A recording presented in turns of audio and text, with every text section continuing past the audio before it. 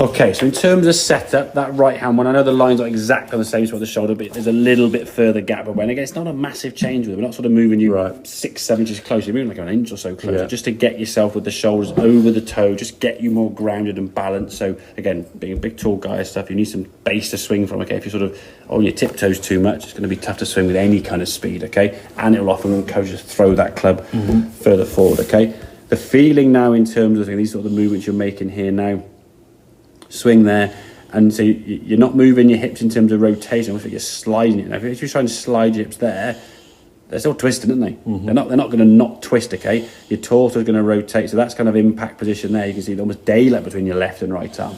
Now, doing this as an exaggeration through your practice, this movement here now is going to help you when you come into the golf ball to actually make a normal swing. You sort of shuffled yourself in a bit closer, so you got yourself in the right kind of spot. Same good backswing. Left wrist now looking a lot flatter, and the club is nowhere. I mean, the club's kind of just behind your, I think where the club goes there, it's just behind your hands.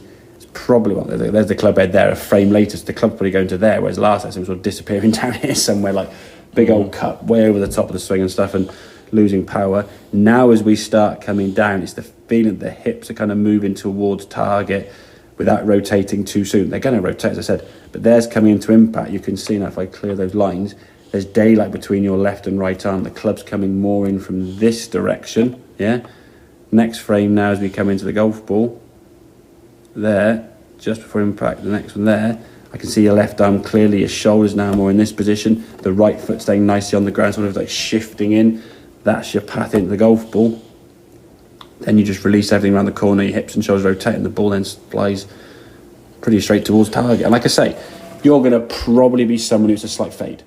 I don't care, okay? Slight fade, slight draw, straight shot. To me, they're all the same, aren't they, at this sort of level, okay? Because it doesn't matter how much side spin you're going to get. Also, it doesn't matter which side spin you get. It's more how much side spin you get. I don't want you to be in draws that start 50 yards right and slinging back. That sort of shape, that last one there, is just way too much side spin. That side spin 2,100 for me is just way too much, okay?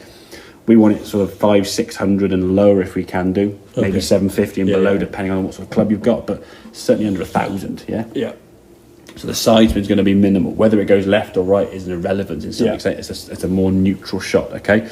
But to do that, it's going to feel initially to you like your shoulders and hips and chest are kind of almost staying back and under as you slide to the golf ball. Now, in the past, as you said, when you try to hit the inside part of the golf ball in here somewhere and send it in that direction, with the face being wide open, it just went look and just disappeared off the planet and the way you try to do it, hands up there and the way you say, I used to see guys on the range and all the time, I must get into it, they put a head cover here and try and swing here, so when the ball just goes 50 yards, I go, well, I got a good path, but you haven't got a good path because the club's gone miles to the right, the ball's gone miles to the right. The club path is actually on a curve this way, okay? But the club has to be square, and now you're getting into that position, that left wrist now being a much more flatter position. Your club face is square, not cupping in this position, it's flatter. So with the club now square throughout the swing, if you don't shift your weight or you just rotate, the ball now is going to look more that sort of shape, whereas before you had to do the sort of twisting early, flicking at it, scooping, or the ball did that. So now you've got the ball flight a lot more powerful, you feel stronger. I mean, I reckon your yards, you probably jumped up 20 yards. I mean, you were in the sort of, was it 145, 150 before? Now you're pushing the 170 mark. Okay, and that's gone a long way because you've hooked it, okay, which is no good. But some of the ones that have gone have been a sort of the 170 mark carry, which is kind of where some of your size and stature should be at, really. I mean, you've got the physical strength to do it. It's like, and you're not having to hit it harder anymore at the moment. You're not sort of, try and jump on this ball and whack it as far as possible. Just make the swing more efficient, Get the club working from a better angle, get the club face squaring up.